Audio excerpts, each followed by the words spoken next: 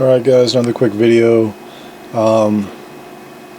I usually make these in 4-inch. This is a 6-inch.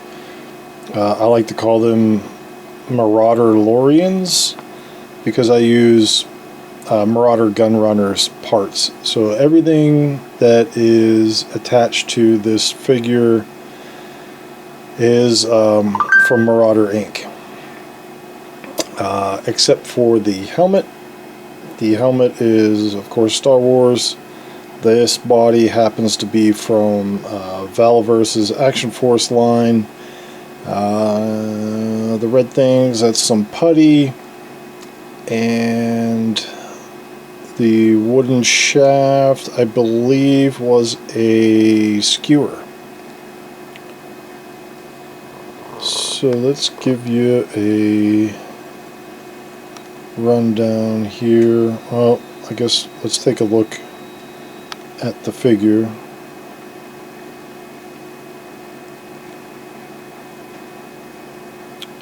Hopefully this looks okay. I'm trying out some different lighting here in the workshop. Let me spin this dude around.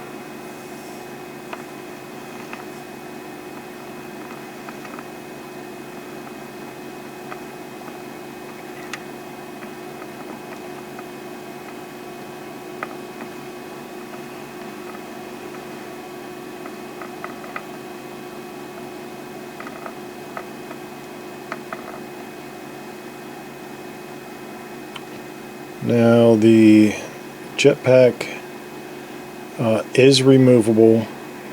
The wings do still move. Everything functions normal. The Mandalorians have that rocket thing, so I just attached that on the back.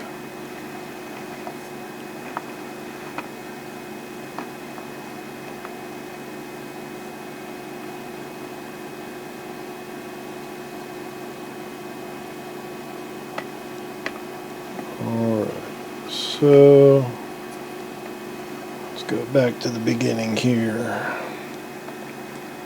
So we'll start up here with the head. Now this particular guy, the helmet does come off. There's just a standard Valverse balaclava head under there. No need to take that off. Oop, lost some of my lighting.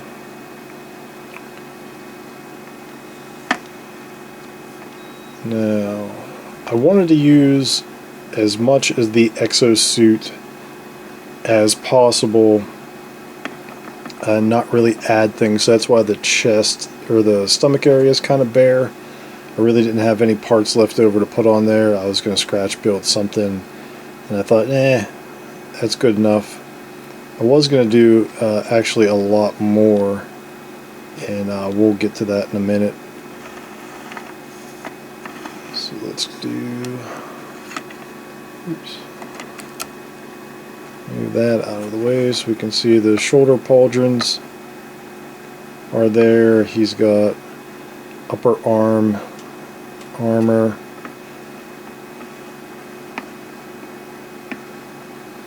forearm armor, and all this stuff does come off. Let me see if I can take this shield off one-handed. There we go.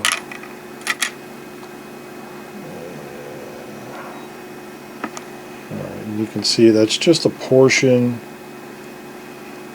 of the original one. There's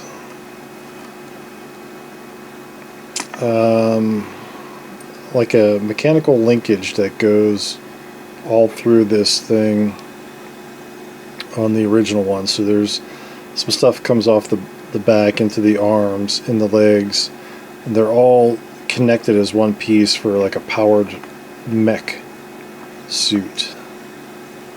So here on the leg, I don't know if I can move that arm out of the way. Get this thing to focus somewhat. I don't know if you can see, but in there's a hole, and that's where it plugged in at. There you go. So So what I was going to do with that one on both sides is I was going to kind of ream that out and jam some knives or something in there. But then when it comes down to here, see, like these were connected. So I cut that off of that and attached it to his knee for a knee pad.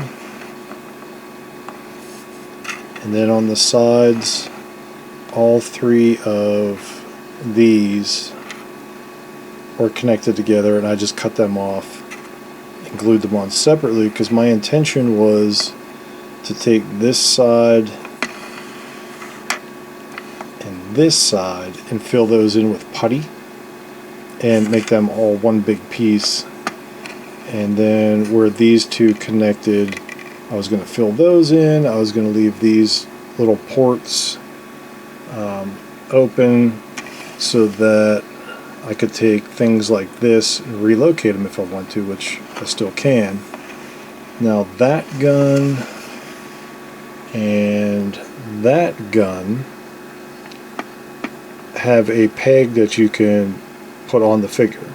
Well, I actually gave them handles that I took off of these pieces, and these pieces and the handles went underneath here and would go around to the 4-inch figure, so he had control grips. So I just cut those off, pinned and glued them to the guns so he can hold them, and they are actually removable. This is just some putty, and I had some putty left over, and I actually pressed them into these to make that indentation. Just let it dry, and I put some red paint on them for where those little Mando bombs are. Now there's a little bit of an optical illusion here, and you could probably tell with the feet. So I did have to cut pretty much the toes off of this guy's feet to get them to fit into these shoes. Which was okay because this figure came with 2 left feet, and I really didn't care to contact them about that because you really can't tell it's 2 left feet unless you turn the guy upside down. So with this is a sword blade thing that would peg into the arms, same as this dagger blade thing. I just took the pin out, cut a piece of wood, jammed it in there, and now he has a Mandalorian type staff. That's basically him. And like I said, I was going to put some putty in here, join all those together, and then I was going to take some paracord and come out of the side of the boot into here, into there, and then back around into the body, and then from the body into here, and then you know, just I guess magically power the arms. I don't know. I didn't get that far. I thought the wire string would be a little too much. So I guess they're all just powered by magical Bluetooth or something. I don't know. But that's basically that guy. I did make a second one just as a proof of concept, but I did make him a different way, but all using those same parts. So that'll be in another video. If you have any questions, let me know in the comments below. Thank you for watching. Alright, so you can see it's the same kit, just things put in different places. I even got ideas for like 3 or 4 more, moving stuff around, or even taking 2 kits and combining them into one for specific parts, like doing what I did with his legs here with those parts, but on this guy I used it on his arms. So if I had 2 kits, I could still do that. I would probably fill those in with putty like I intended to on this one, and then still do that on that arm. That would give me armor around the back of the legs. These, I probably wouldn't do anything different with those. I kind of like the way they are. And then just fill out the chest more. These 2 chest pieces are the same way. I was going to flip one upside down the other way. I think it was this one. I was going to flip this one upside down, but I kind of liked it that way better. But if I had 2 kits, then I could have like this pointy area going up, and then take the other one and have it pointing down on the stomach, and then take these pieces maybe and put it on the sides or something, you know, just kind of fill it out, and still do the way these arms are, because I just kind of like that. And then the backpacks I can kind of do whatever I want with. It does come with this backpack, so this would plug onto the back of the figure. These ports down here and these ports up here is where the mechanism that connected everything went to. I just really didn't have any use for this at this time. I was going to kind of put it on the chest of one, but it sticks out kind of far. I was going to cut it in half and glue it back together, make some armor, but I just never got around to it. It does come with, oh, killing my lighting here. It does come with some other accessories, like these arms that just peg in wherever you want to. I just didn't have a use for them at this time on these specific builds. So if you go to Marauder Inc., this website, Marauder Gun Runners, and check it out. They have all kinds of stuff. A lot of their 4-inch stuff I use on 6-inch figures. I was going to put some pouches on here, but I just kind of liked it looking a little clean.